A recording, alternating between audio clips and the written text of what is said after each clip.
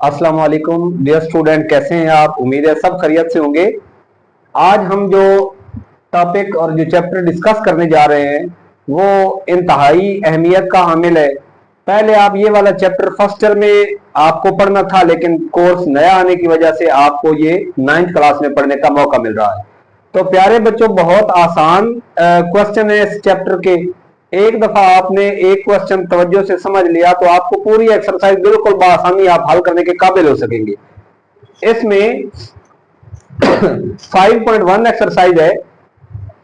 इसमें उन्होंने क्वेश्चन दिया हुआ है कि solve the equations and represent on line.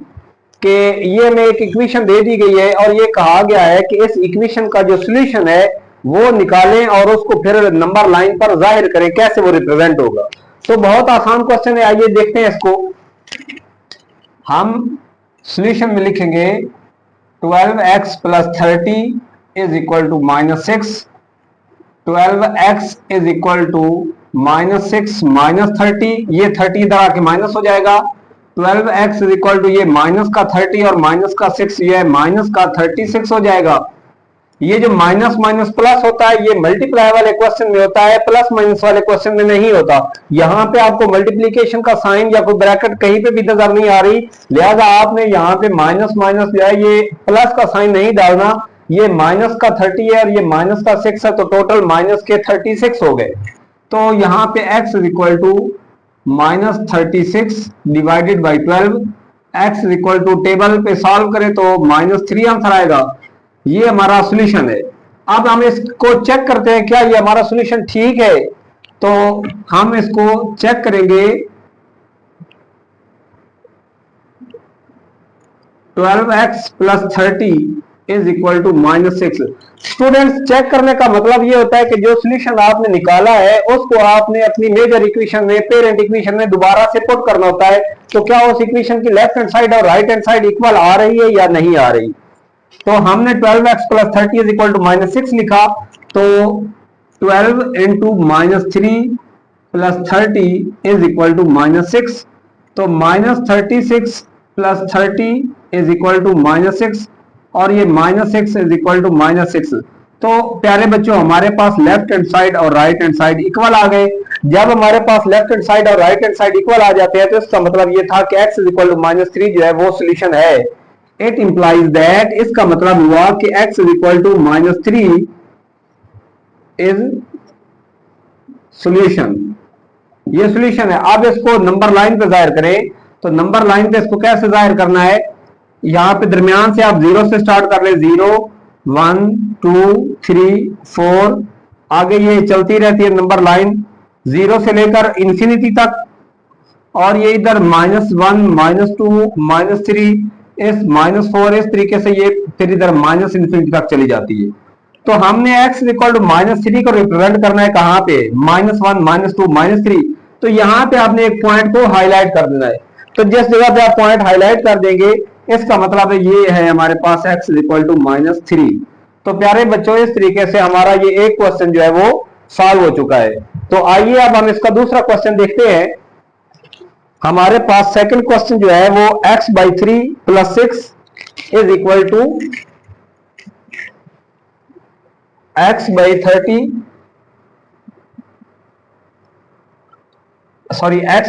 Plus 6 is equal to -12। तो प्यारे बच्चों, ये हमारे पास एक और क्वेश्चन आ गया है। अब इसको सॉल्व करके देखते हैं।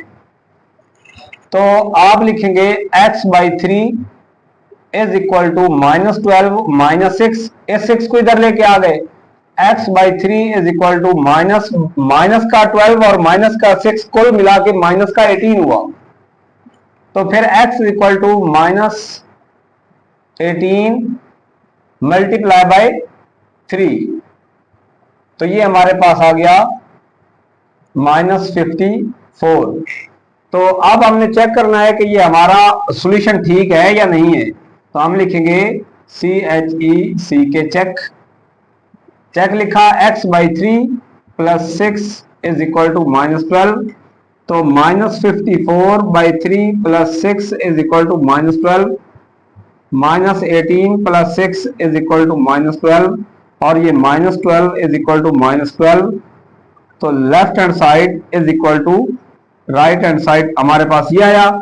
इसका मतलब ये हुआ कि x इज इक्वल टू -54 जो है वो क्या है, सॉल्यूशन है, इज सॉल्यूशन। ठीक है, अब प्यारे बच्चों हमारे पास ये सॉल्यूशन तो आ चुका है, लेकिन अब इसको रिप्रेजेंट कैसे करना है। देखिए ये नंबर लाइन हमने लगा ली अपनी गुंजाइश के मुताबिक, पेज की गुंजाइश के मुताबिक हमने नंबर लाइन यहां पे लगा ली।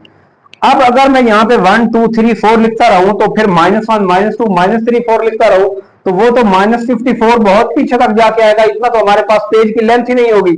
तो हम क्या करेंगे, हम अपने नंबर लाइन का स्केल थोड़ा बड़ा कर लेते हैं। हम ऐसा कर लेते हैं कि इसको लिख लेते हैं ये 10 20 30 40 और ये 50 इस तरीके से।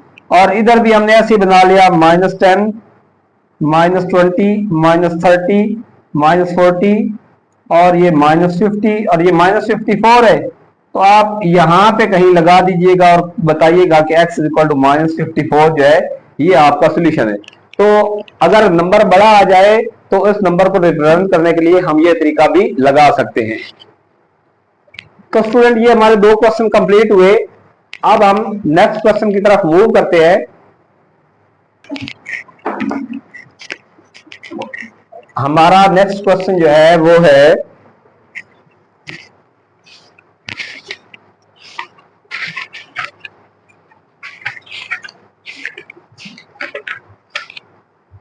x by 2 minus 3x by 4 is equal to 1 by 12।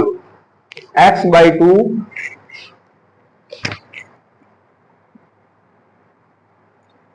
x by 2 minus 3x by 4 is equal to 1 by 12। तो प्यारे बच्चों हम इस क्वेश्चन को सॉल्व करते हैं। इसका एलसीएम ले लें, ये 4 और 2 इसका एलसीएम 4 आएगा।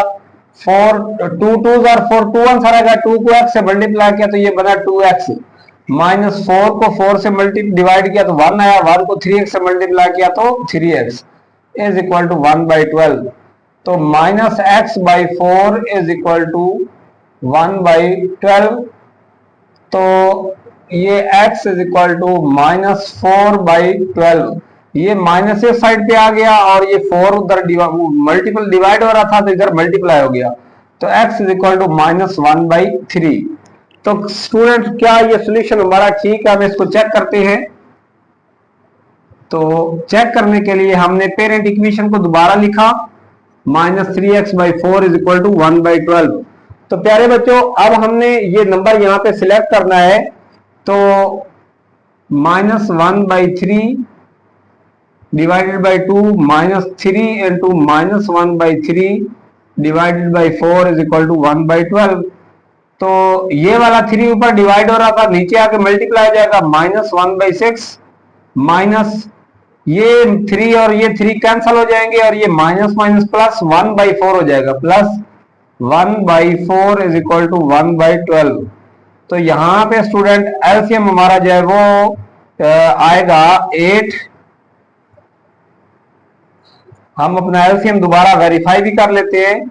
6 और 4 का 2 3s are 2 2s are 2 1s are।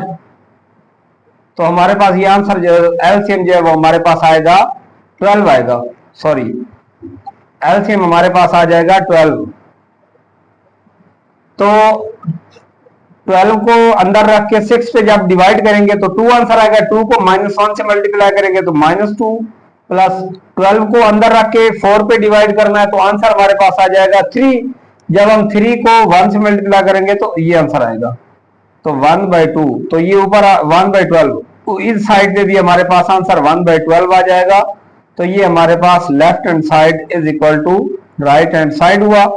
अब हम यहाँ पे नंबर लाइन पे कैसे रिप्रेजेंट करेंगे, 0 1 2 3 एंड सो ऑन।